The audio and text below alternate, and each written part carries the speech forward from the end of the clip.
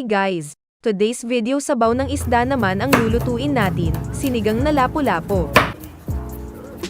Ihanda lang ang garlic, sibuyas, at kamatis.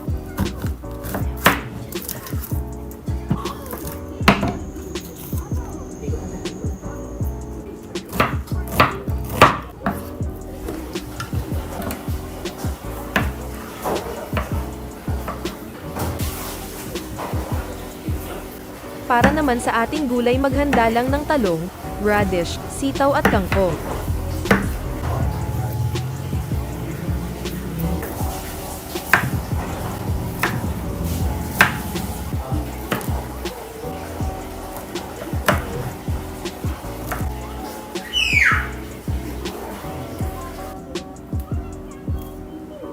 Okay, simulan na natin magluto.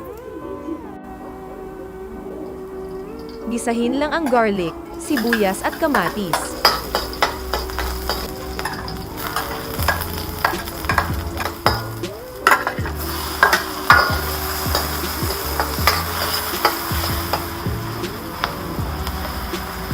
Lagyan na ng tubig para sa ating sabaw, takpan at hayaan lang kumulo.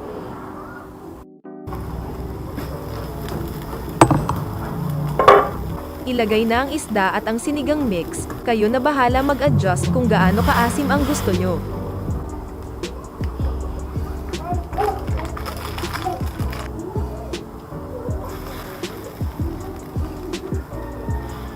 Ilagay na din ang radish, sitaw, siling haba at talong, takpan at hayaan lang maluto ang mga gulay.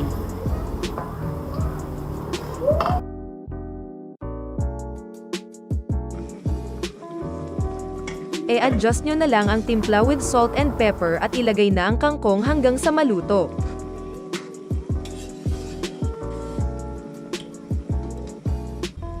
Ayan, luto na ang ating sinigang guys. Salamat sa panonood guys. Don't forget to subscribe for more videos.